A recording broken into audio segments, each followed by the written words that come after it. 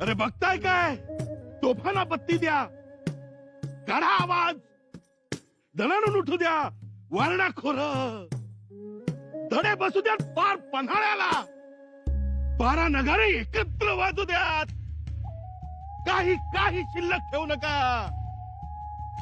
Sir नौबत आलेत, सोबत 20,000ची फौज.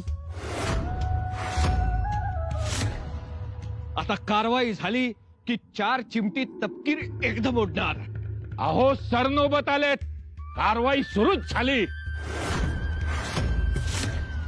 काय मोरपंत?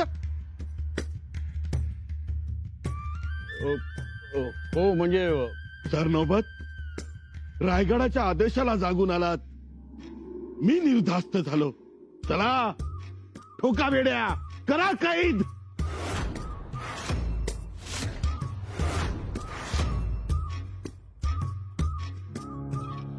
काही तर करायचीच आहे, केलीच पाहिजे, यासाठीच तर आलोय.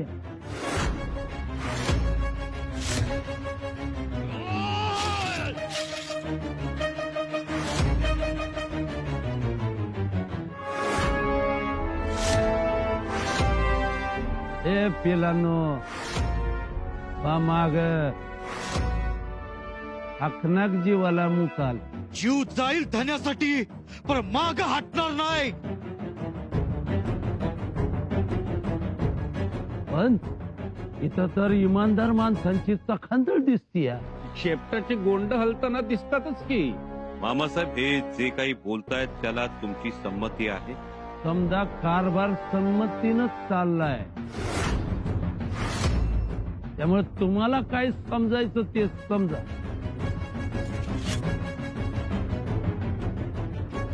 मामासाहेब, म्हणजे खरंच आपली नाती संपली?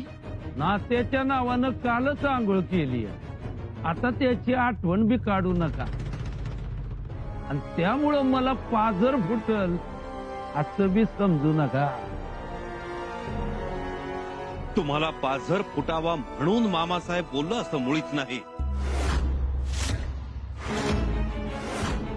जर तुम्हाला नको असेल नातं तर आम्हाला सुद्धा हौस नाही.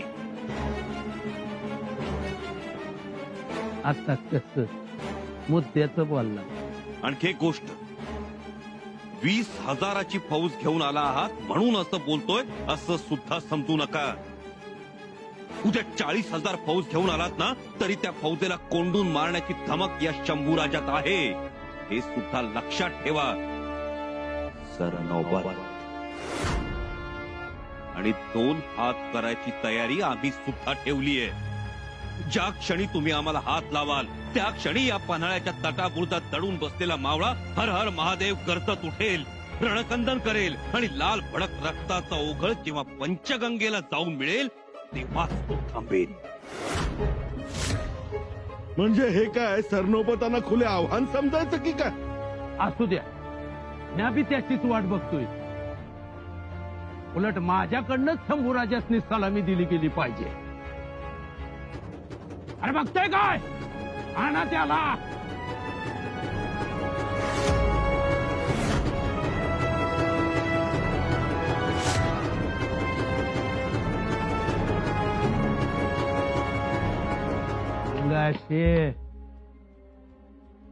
कविराज, होय कविराजच. कविराज कुठे होतात तुम्ही? किती शोधलं आम्ही तुम्हाला. तुम्ही ठीक तर आहात? जी आम्ही ठीक आहोत, आप चिंता न करें. आमच्या मित्राला कैद केलं तुम्ही. तुमचं मैतर म्हणून वाचलं, नाहीतर तिथंच चिरफळ्या करून दारात वाळत घातल्या असत्या. कारण काही बदतमीजी केली त्यांनी. निष्ठा तपासायला आलं होतं या हंबीररावाची. पण मी म्हणतो, जाणाऱ्याने तरी कशाला जावं आणि पाठवणाऱ्याने तरी कशाला पाठवावं? अहो माणूस तरी तरबेज पाठवायचा होता. अहो यांना स्वराज्याचा काय हो अदमास, पण स्वराज्याची मोठी चिंता असल्यासारखा वागतो. हाँ, हमें चिंता है आणि आम्हाला स्वराज्याबद्दल प्रेम सुद्धा आहे. सरनौबत, म्हणून तर आलो होतो आपल्या जवळ आम्ही, पण आपण आम्हाला कैद केलं. मग काय आरती करायला पाहिजे होती? रायगडावर सरनौबतांची सख्खी बहीण राजमाता झाल्या,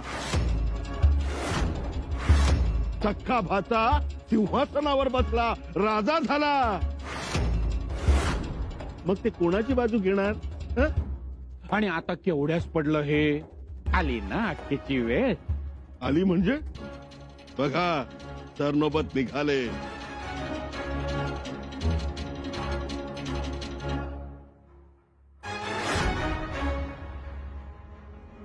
मामासाहेब, खंबीर दादा,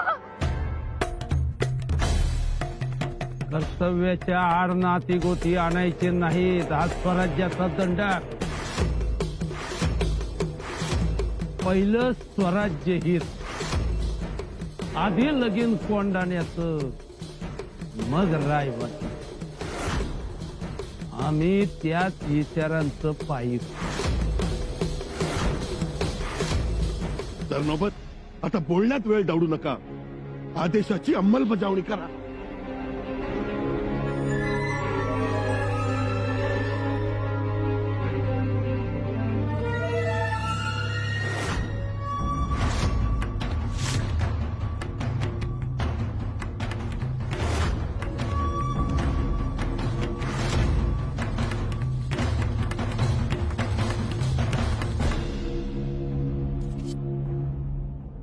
बाळराजेंच्या आयुष्यात जेव्हा जेव्हा महत्वाचे प्रसंग येतील तेव्हा तेव्हा तुम्ही त्यांच्या पाठीशी खंबीरपणे उभे राहाल. मामासाहेब, युवराज, तुम्ही आम्हास मुद्रा केलेला आम्हाला आवडत नाही. उलट आम्हीच विसरलो तुमच्या पाया पडायचं. नाही नाही, ज्यांची हयात आबासाहेबांच्या सावलीत गेली, ज्यांनी स्वराज्यासाठी आपली काया झिजवली, ते आमचे मामासाहेब. नेहमी पहाडासारखे आमच्या पाठीशी उभे राहिले, ते खंबीर मामा. पण आज ते आले आहेत आम्हाला जेरबंद करायला. करू द्यावं जेरबंद? आपल्या जेरबंद होण्यानं जर स्वराज्याचं भलं होणार असेल तर बेलाशक अटक करू द्यावी.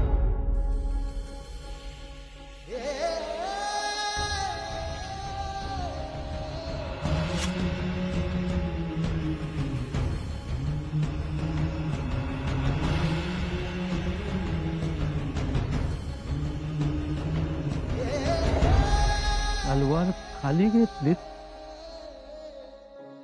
तुमच्यावर तलवार उगारण्या एवढे मोठे नाही आम्ही. या, करा आम्हाला जेरबंद. स्वराज्याच्या हिताची गोष्ट करायला माग पुढं पाहू नका. सरनौबत, नाही नाही होऊ देणार हे काहीच द्या. डोळ्याच्या खासा करीन. पर देवाच्या लेकराला बेड्या नाही नाही होऊ देणार का? खंबीर दादा, तुम्ही ते बुद्धी घाण टाकले भाई. काय करताय हे? माग हो दाराऊ. युवराज, मागे हटू नका. आता काय व्हायचंय ते होऊ द्या. शांत व्हा सगळे. आमच्यामुळं स्वराज्याचं नुकसान आहे असं वाटतंय सगळ्यांना. इतरांचं राहू द्या, पण ज्यांना आम्ही आबासाहेबांच्या जागी मानतो त्यांना सुद्धा तसंच वाटतंय ना. बघ, अटकच करा. स्वराज्यासाठी गर्दन सुद्धा उतरवून देऊ आम्ही. युवराज, सरनौबत, बोलण्याला भूलू नका. यांच्या अटक करा. युवराज, तुमचा हा निर्णय योग्य नाही. द्या इशारा फौजेला. मनात आला तर तुम्ही या समजाच भारी पडाल. राई एवढं तुकडं करा यांचं. तुमच्या तलवारीत 10 हत्तीचं पळाय. लेकरा उपास तलवारात घाल घाव. हर्षा पाण्यात तरसणार ज्यांचा. युवराज, घ्या पवित्र तुमचा तलवार. जय माँ चंडी. हमारे होते हुए युवराज को कोई छू भी नहीं सकता. शांत राहा, माग फिरा. हा आमचा आदेश आहे.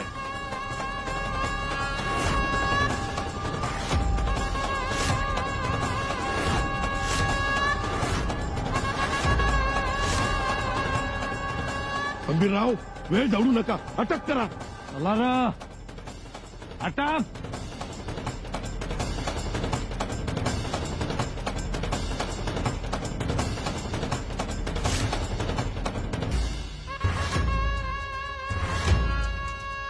खेळ संपला अवतार. जसं करावं तसं भरावं.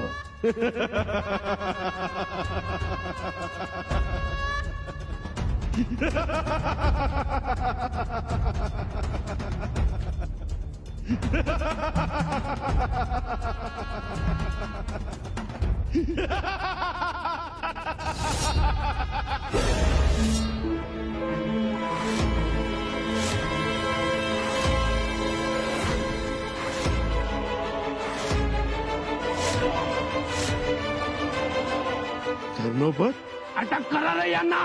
हो काय करताय सरनोबत? जेरबान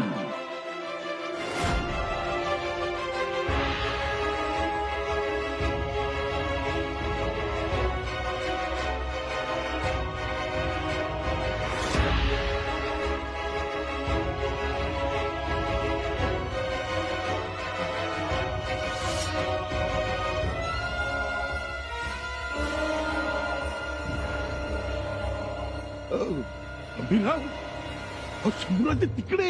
हाय ठाव मला. हे तिकडं आणि तुम्ही इकडं. पण रायगडाचा आदेश काय होता? शंभूराजेंना जेरबंद करण्याचा. मग आम्हाला अटक का? सरनौबत काहीतरी गफलत होते. कुणाला वित होता तुम्ही? या आंबीराव मोहित्याला. अरे कृष्णा कोयनेच्या पाण्यावर आणि रायगडाच्या निरच्या दुधावर पोचलेला दे अय्यो. एवढंच नाही तर शिवाजी नावाच्या स्थानेवर घासून पुसून लखलखीत झालेलं पाहता ये. अरे कुणावर वार करायचा आणि कोणता वार अडवायचा हे शिवाजी महाराजांच्या छायेत मायेत शिकलोय म्या. सरनोबत, तुम्ही फाजीलपणा करता आहात. फाजीलपणा? अहो म्हणाला होता कर्तव्याच्या आड नातं येणार नाही म्हणून, आणि शेवटी आणलं. मग काय तुला कळणार? ढेकळं कळला आंबीराव मोहिते. मुळात म्या नाती इथं आणलीच नाही. म्या इथं आलोय त्यो स्वराज्याचा सरनोबा मामासाहेब म्हणून नाही. सख्खी बहीण राजमाता आणि सक्का माझा भाचा छत्रपती म्हणून गाजर दाखवलं वैर मला. तळबिळातल्या वाड्याच्या दारात नात्यांची नक्षी घातली.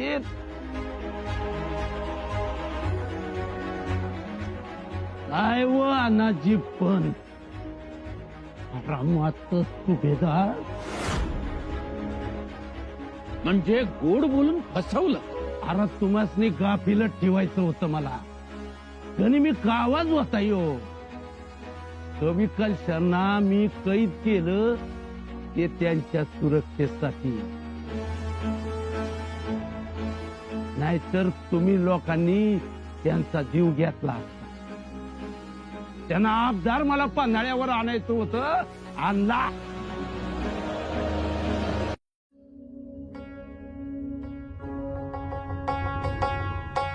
युवराज, या सरनोबताचा तुम्हासने माना समुद्र.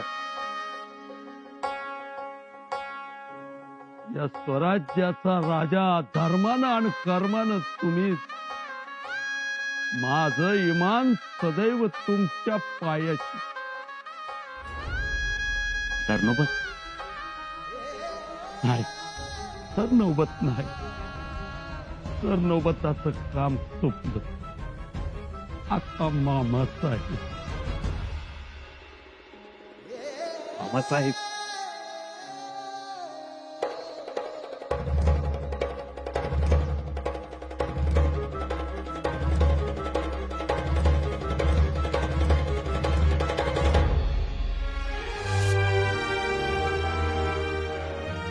युवराजने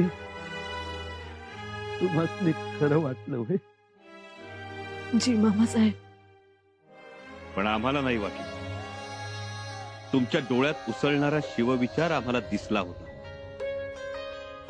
म्हणूनच जरा शांत होतो आम्ही.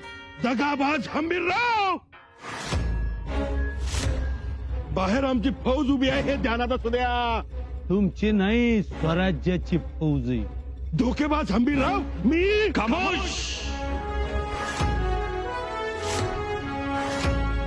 जबान सांभाळून बोला पंत.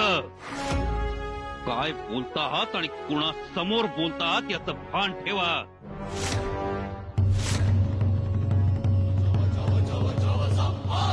आणि फौजेची भीती कुणाला घालताय? आम्हाला. एक गोष्ट लक्षात ठेवा, या शंभू राजाला हरवेल असं रणांगण भूतलावर नाही आणि आबासाहेबांच्या नंतर आम्हाला रडवेल असं दुःख जगाच्या पाठीवर नाही. म्हणून यापुढं आम्ही ठरवू तेच करू. आणि कसल्या नादात आहात? कुणासमोर आदेशांची कागदी घोडी नाचवता आहात? कुणाचा आदेश? तुमच्या बाळराजांचा आदेश की खोट्या खलित्यांचा आदेश? कशासाठी अनाजी पंत देवाच्या गाभाऱ्यात हा तमाशा उभा केला?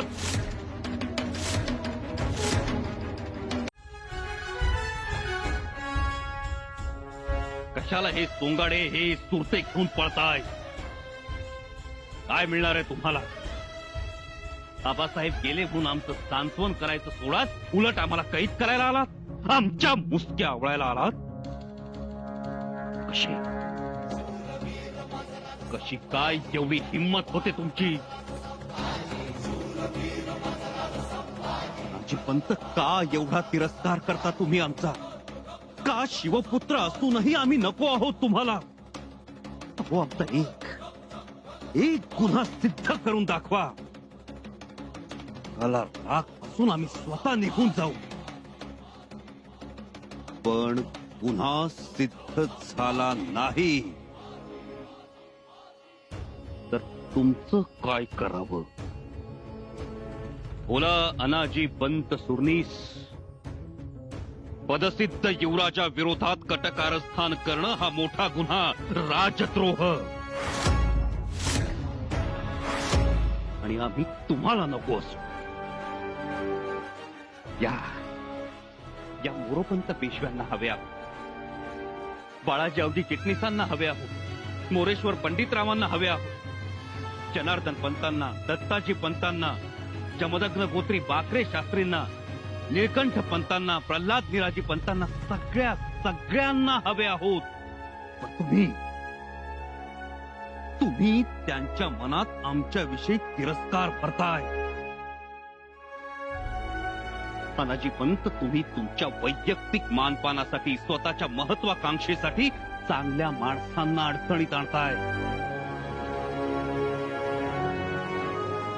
एवढंच नाही तर आम्ही ब्राह्मण विरोधी आहोत असा डंका पिटवताय.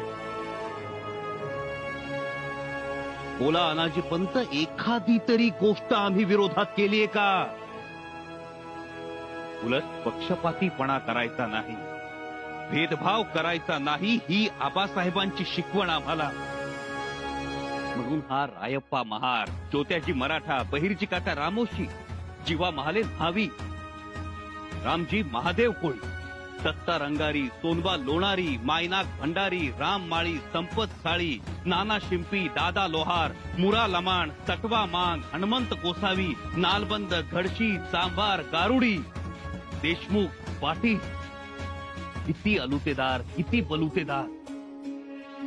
18 पगड जाती जमातींच्या त्यागावर, शौर्यावर आणि रक्ताघामावर पोचलेलं, उभं राहिलेलं, मोठं झालेलं हे स्वराज्य. आणि या स्वराज्याची चालक, मालक, रयत, फक्त रयत. आणि अनाजी पंत, तुम्ही या रयतेच्या स्वराज्याला नख लावण्याचा अपराध केलात, बेबनाव पसरवून अराजक माजवण्याचा प्रयत्न केलात. हे कदापि सहन केलं जाणार नाही. अनाजी पंत सुरनीस, याची तुम्हाला योग्य ती शिक्षा मिळेलच, थरकाप उडवणारी शिक्षा.